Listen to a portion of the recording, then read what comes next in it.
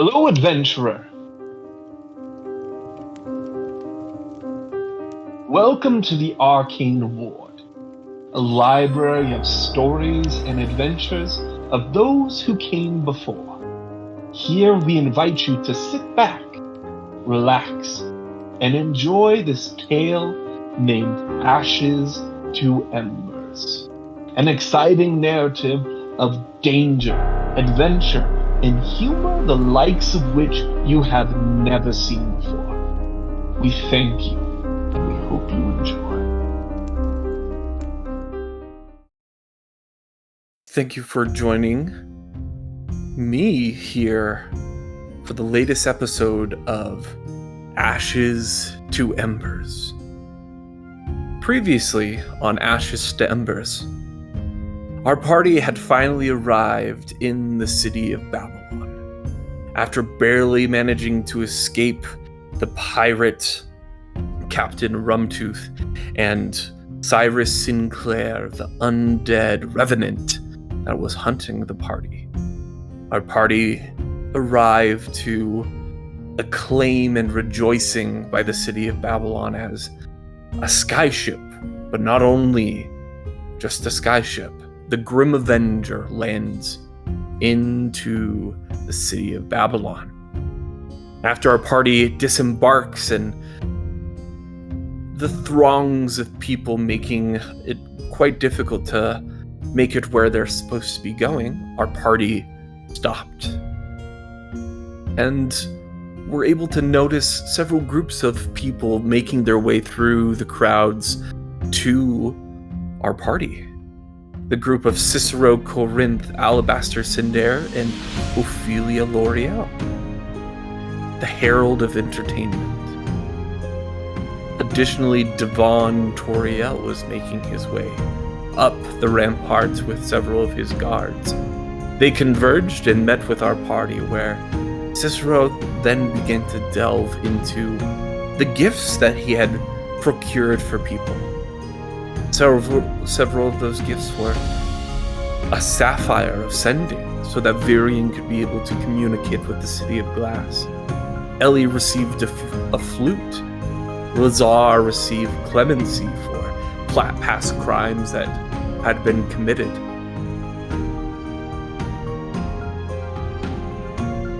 Clayton received time, energy, and resources to be able to craft a weapon that he had been working on. Grave received healing potions. Abby received ashen stones, and several of our other party members received their gifts in turn. Additionally, Ophelia L'Oreal let everyone know that there was a party going on this evening, held in their honor, and that they would be going and required to dress the part.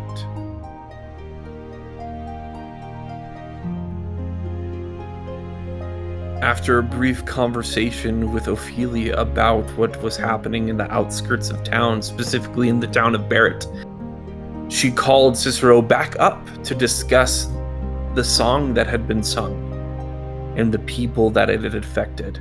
And Cicero claimed that he had nothing to do with it, but it seemed highly suspect. After parting ways and our party went down and began shopping, they each in turn received some very dazzling costumes, gowns, and accessories for the evening. However, if you noticed, some of my party are not here this episode. And that is because, well, we have a couple of others who, during the time they went to procure investments and vests and gowns for the evening, two of our party members absconded into the city of Babylon. And this is their story. So first, let us begin with Min. Min the Turtle, as he is given the library card to the city of Babylon, all he could think and feel was excitement as he gripped the card in his hand, wanting desperately to be able to take this library card directly to the library itself and investigate the things found there within. And so he traveled, leaving the party behind. He made his slow turtle way down the ramparts, through the city. And it is true that Min has never been to the city of Babylon before. However, as a wizard, he knows the smell of books anywhere. So he followed his nose to the faint smell of parchment and ink, to these massive double doors. There, without a moment hesitation, he stepped forward, pushed the doors open, and walked into a small lobby. There was a reception desk, and sitting right on the reception desk was a small bell. And without hesitation, you know Min, he walks up and ding, waits 1 or 2 seconds. Ding! Ding, ding, ding, ding, ding, ding, ding, ding, as the bell rings throughout the city, or not even the city, the library itself. Min hears the soft, fluttering voice calling to him. "Woohoo! Just come into the door on the right. It is open and unlocked." Pausing for a moment, Min then traveled to the door, opened it up, and entered into what for him would probably be heaven. Books as far as the eye could see. Towering bookcases all the way from floor to ceiling, up into the rafters themselves. And there at the very top, letting in bright sunlight, a crystal dome, windows cascading light through to this library of Babylon. The faint flutter of feathers then follows, as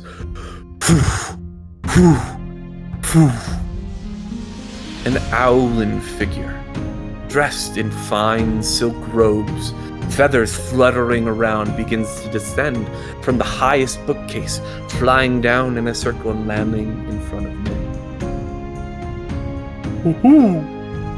I, as you may know, am the herald of Lord Gandacus, well, at your service. And you, my dear Turtle, must be Min. Well, yes, I am Min. How did you know? Oh, well, I'm the lawkeeper here in the city of Babylon. I tend to pay attention for these things. Now tell me, Master Min, what can I help you with this fine evening? Well, I've been looking for some books. A great pastime. Tell me, what books are you specifically looking for? Well, books that involve the deities and the Ashen Concordant. Well, I will help you in this endeavor. And then Min and Scandaicus as well, the Herald of Lore, set to it, investigating the vast library. Now, during this time, as they delve through the books and pages here within the city and within the library, they began to find several books. First, a small book of small experts talking about several of the deities. The name of the book was called Deity Explained, in simple, broad terms, delving deep into several of the deities. 2 of the deities were mentioned here in the book. First was Fortooth, goddess of fortune, and was the first amendment made to the Ashen Concordant. Technically, it was written into the Concordant nearly a day after the creation of the Concordant itself, as if it was, oh no, we should probably take care of this kind of a thing. Fortooth, current position and realm of existence is unknown to the people of Sinis, and not much else is known about the goddess Fortooth. The other mentioned in this book was for the Dreamweaver, a powerful deity that it makes it sound in the words of the book that potentially the Dreamweaver was just too powerful to try to contain with the Ashen Concordant. And so amendment was made for him to be able to practice his craft, because the repercussions might be worse.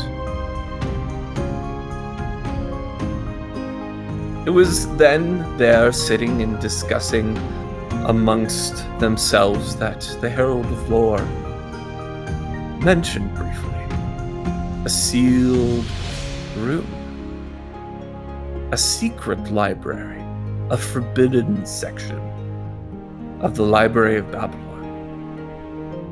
And sadly,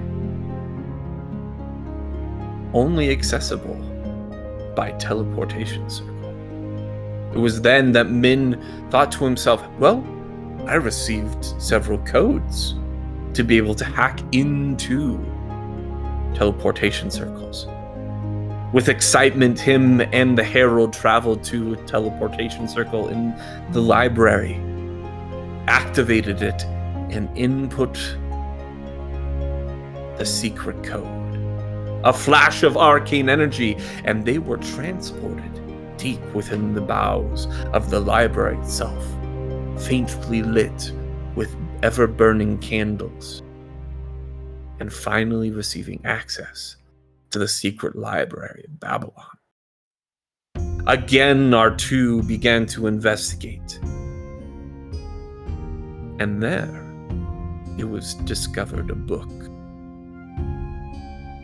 The title was simply Aramag, the Goddess of Soldiers.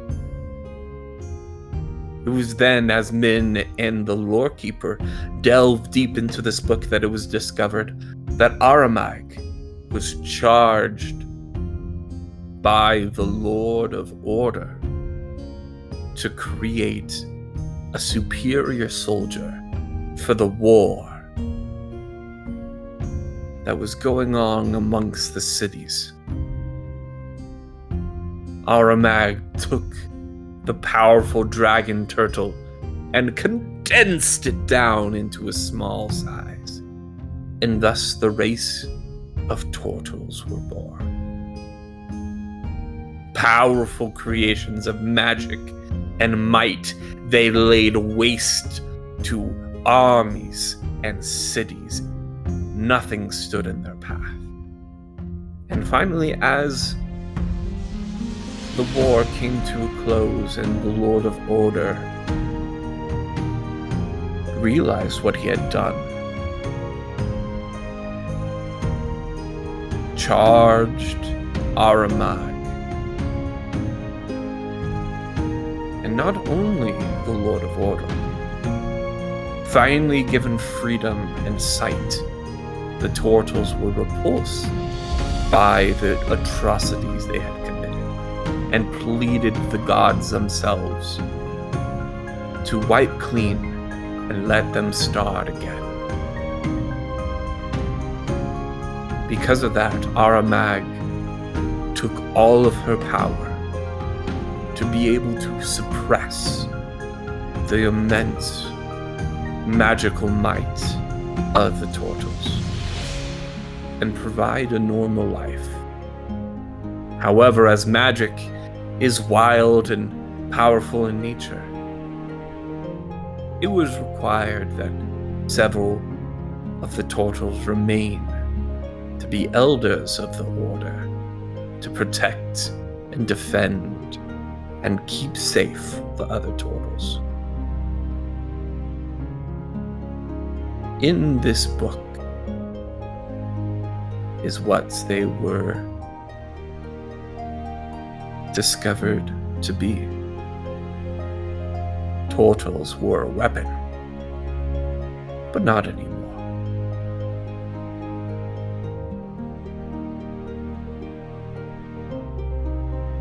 After reading this book and discussing amongst themselves about the implications of turtles here on the continent of Sinnis, Min again began to peruse the books and discovered it looked like a first edition of the Ashen Concordant given to mortals. As he pulled it out and began to slowly flip through the pages, something caught his eye. A single solitary page, the corner of which hanging out of the book. He flipped to it and pulled out a severely damaged piece of ancient script. As he looks at it, it is written in a different language.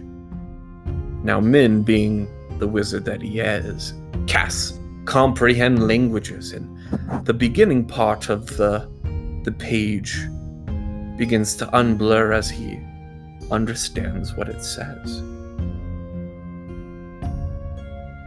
The following is an excerpt and proof of the existence of evil deities.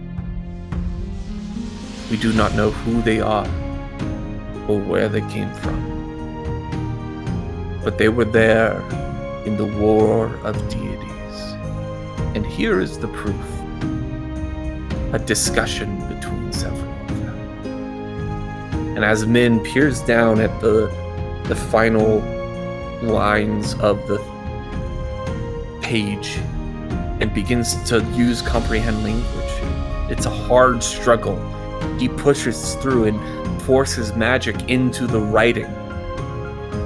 And finally, with a mighty surge of arcane power, he begins to read, but also learns the name of this language, written on paper. Desparian. There he begins to read. Amber, dear brother, as the world burns around us, have we not accomplished our goals? Let us bask in this despair we have created. No despair. I will reduce this world to embers. We can then move to the next and exact the same fate. Now tell me, what hear you of our sister? Chaos? Nothing. I fear she might be plotting with order to stop our fun. Send for her. I worry that she is attempting to. And there at the end of the page it is torn. Min then takes a moment to glance around, take the paper, tuck it into the copy of the Ashen Concordant, and replace his version back into the library itself.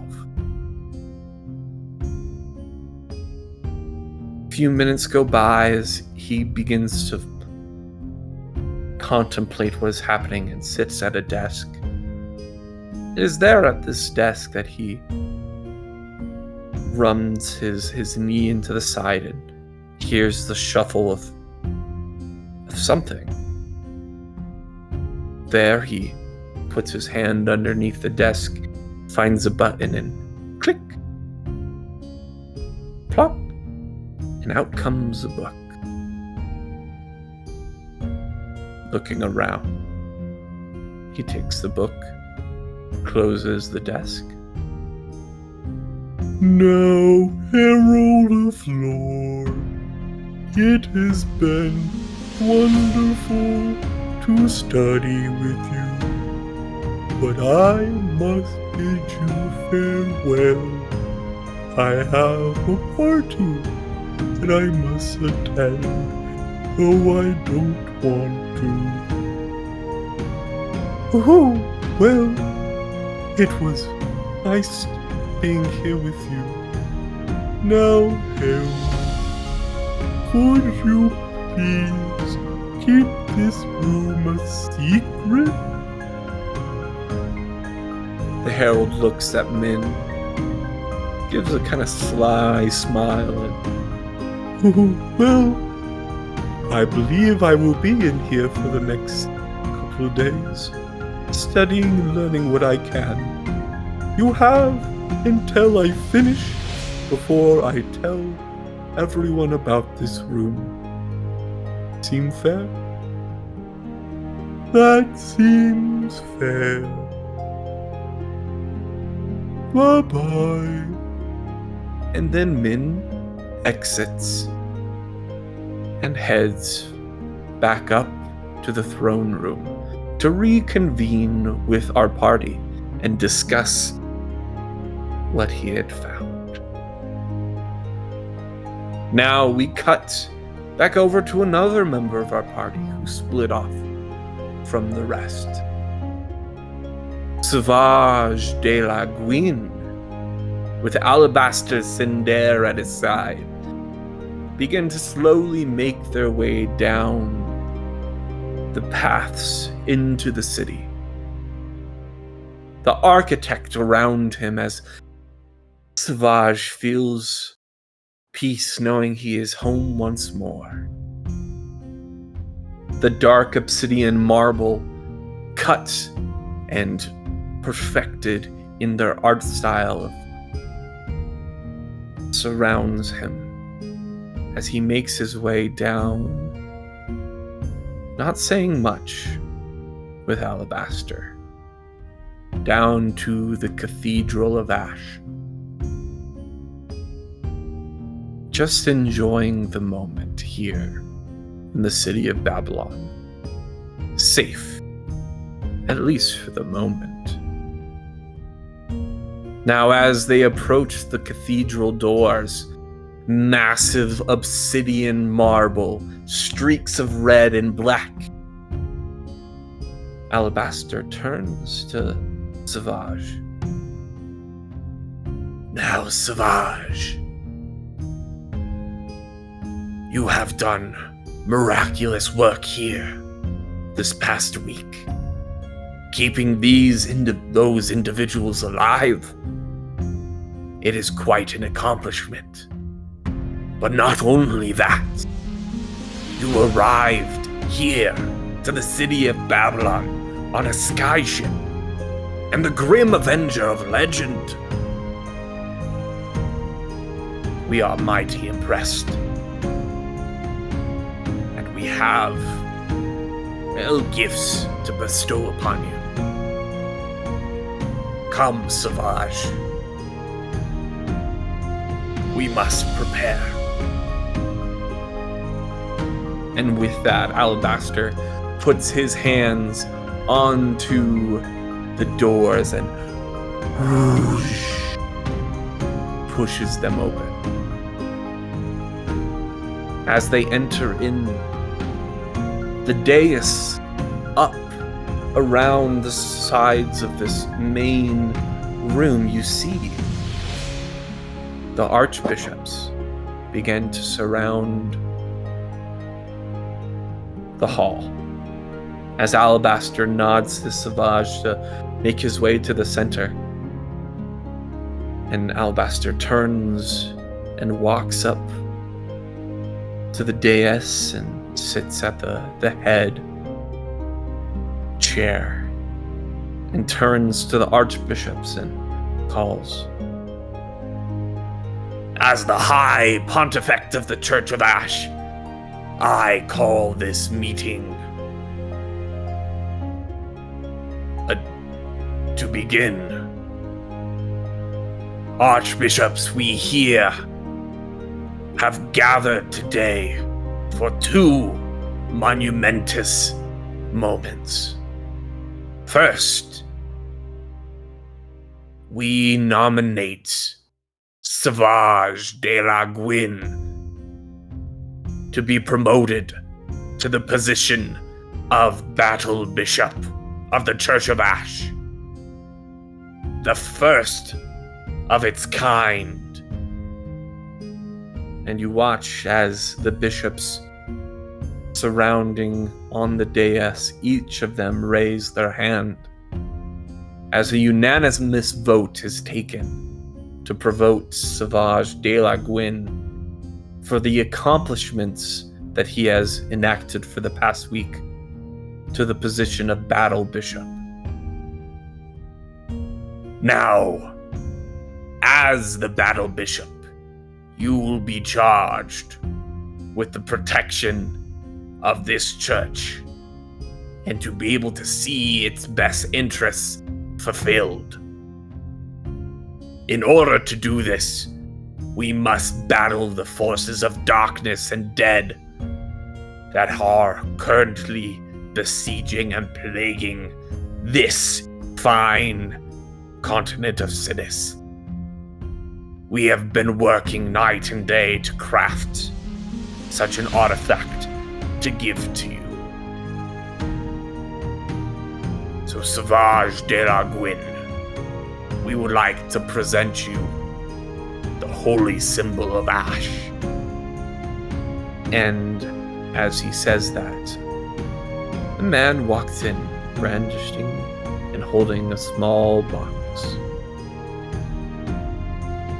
He takes a moment, he opens it up, and there, resting on a bed of pillows, is a small amulet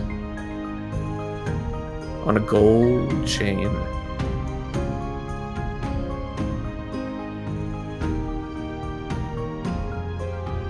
Savage reaches out, takes hold of the symbol, and feels the power racing towards him and into him. A powerful artifact to be able to cast daylight, turn vampires, and heal deadly wounds caused by the undead.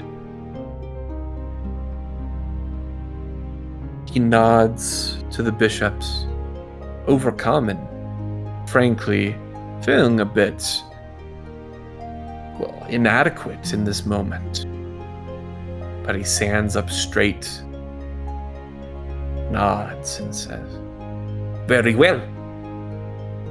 I will be the best Battle Bishop you have ever seen. Now tell me, can I go to the party now?" Alabaster kind of chuckles and, "Yes, Savage. But before you go, I have important news for you." we have discovered at least some things associated with the cathedral explosions that we would like to discuss with you and your party. Apparently, and this is the only correlation we've been able to find, there was one clergy woman who worked at each one of these cathedrals.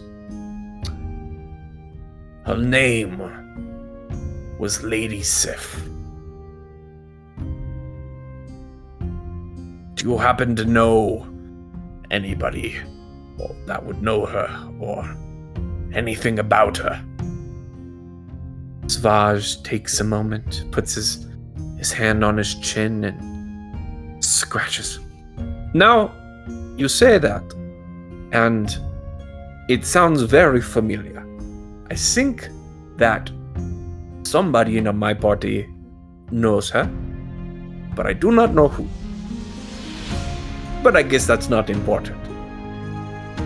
And with that, Alabaster turns to Savage. Well, Savage, I think it is best that you stay close to that party that you have been with. The Ashen Avengers you are calling yourselves now, I think they need you. I think you'll be at the very center of some things to come. Protect them. And have the best interests of the church at heart. Very well. Well, if there's nothing else, I would like to say goodbye. And with that, Savage turns and exits into the city of Babylon. It is then we cut back to as our party finally makes it back up together for the evening. Decked out in the most amazing, beautiful gowns, suits, and attire that Sinis has seen in quite some time.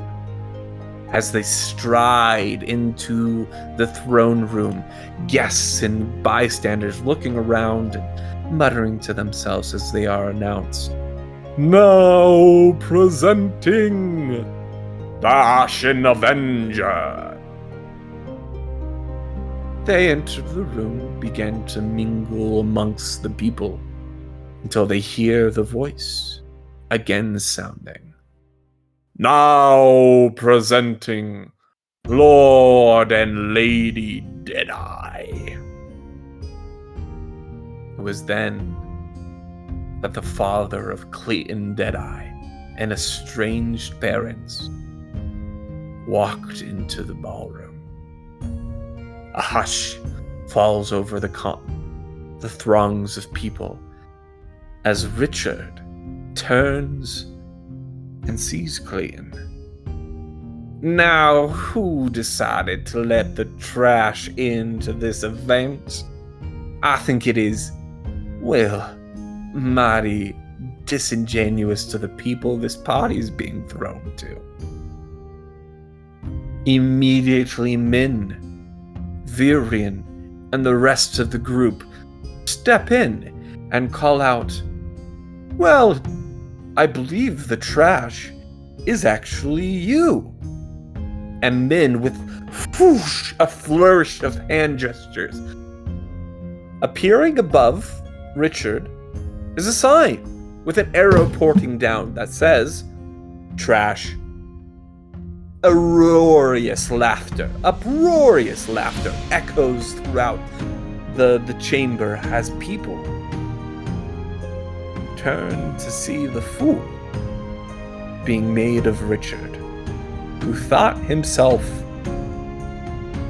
smart and funny to make fun of the guests of honor that he was not aware of. Skulking into the shadows, he silently tries to save at least some face and dignity.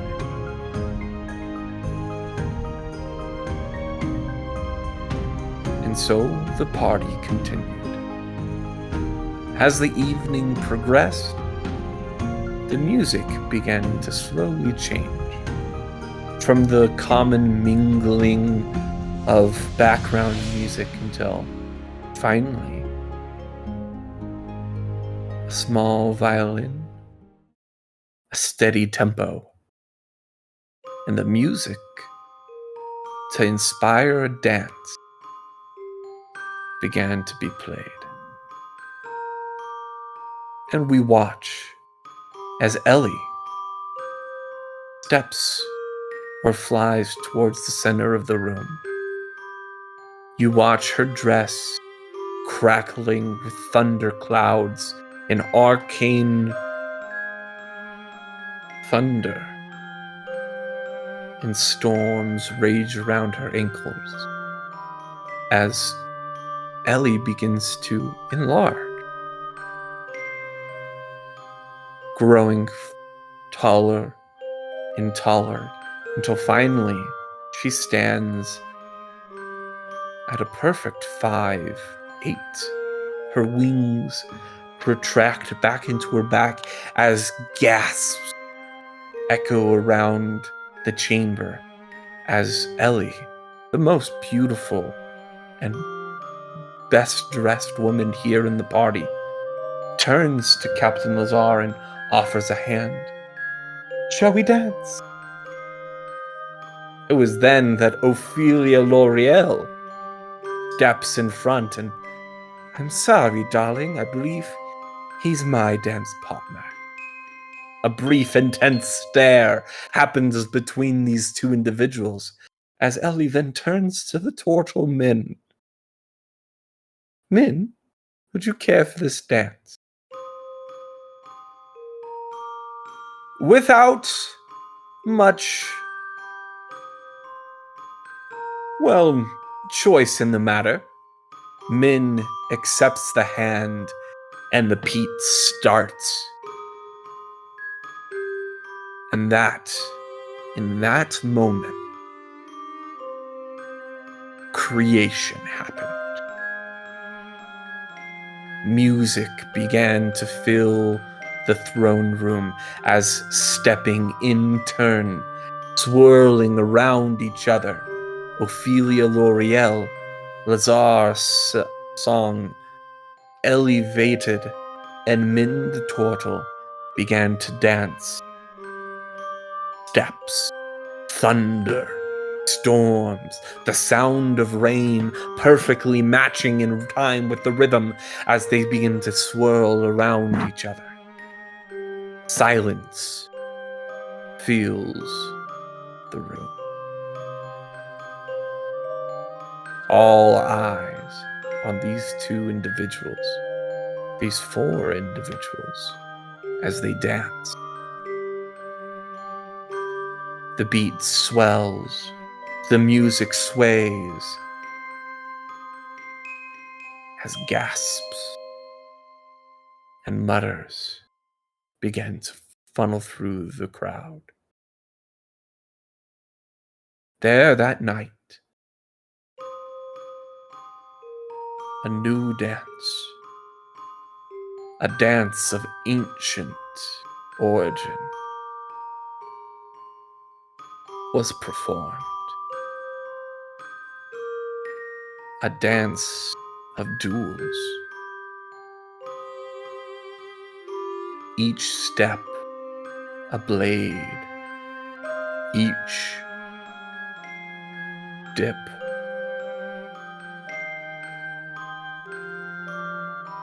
slash.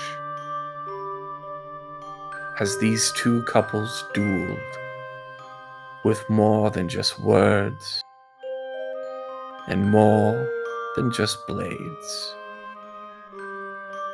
And a final crescending note played.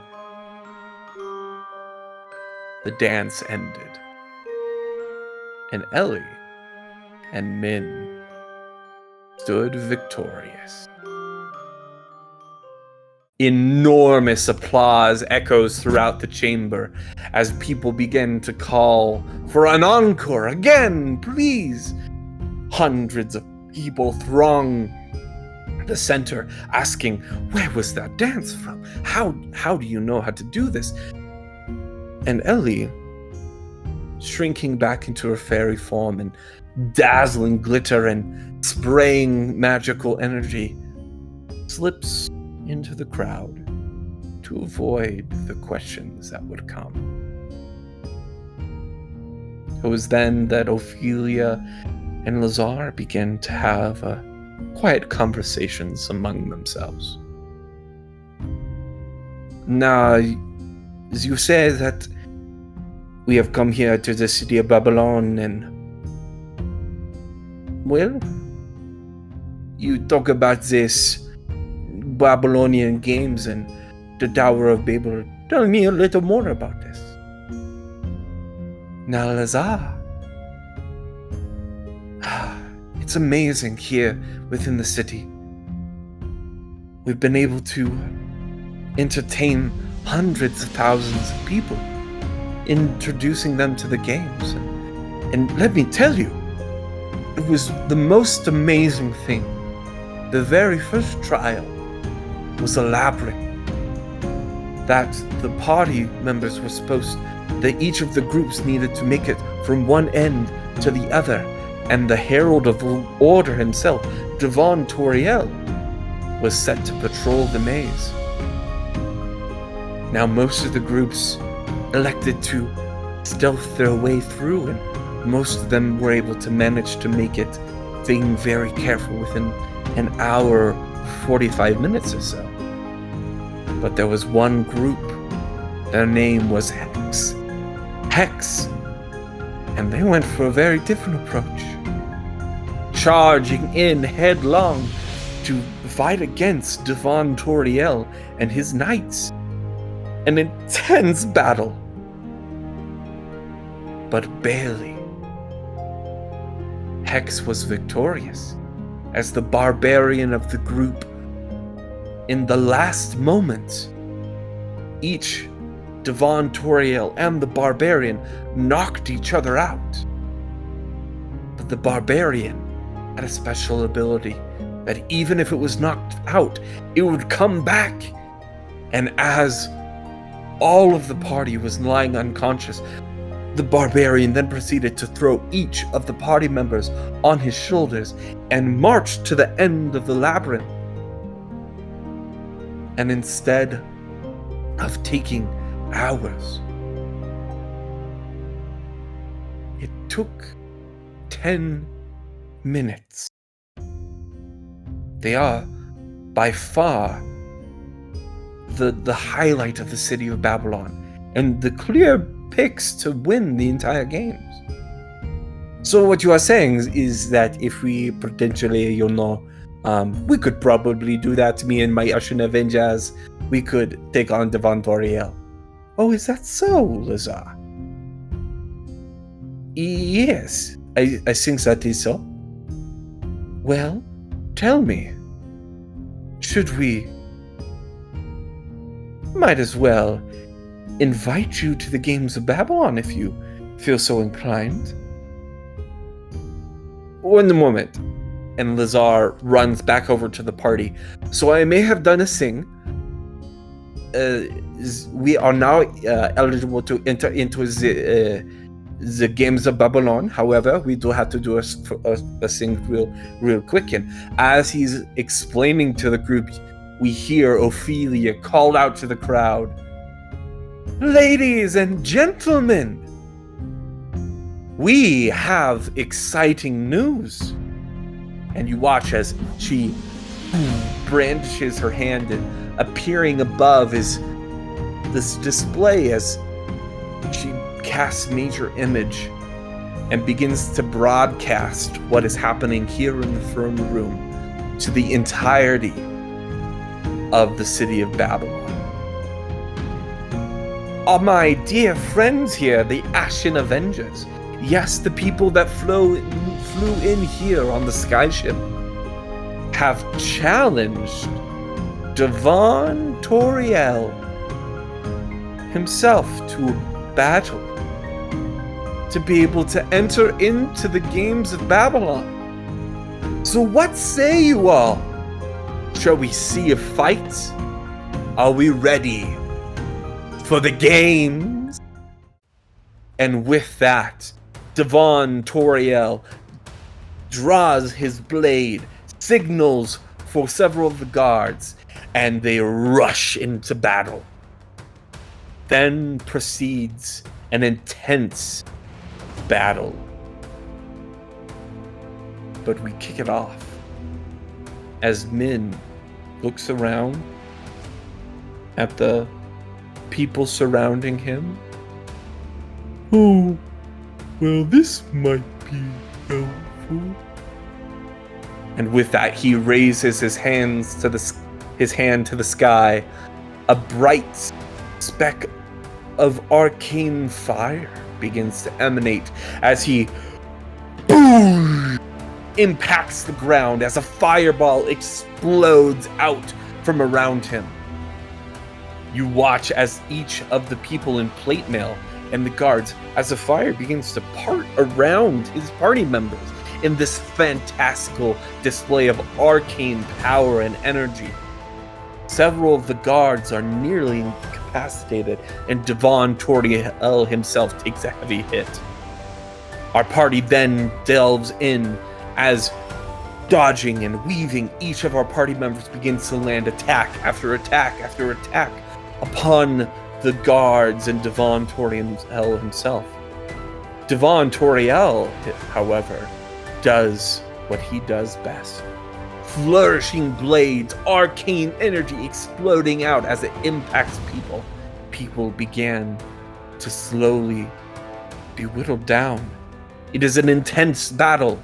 But then again, Min raises his hands to the sky and plants his fist to the ground. As the fireball begins to emanate out from around him, you watch as each of the guards begin to wink out of existence as they are teleported away to be prevented from being completely fried.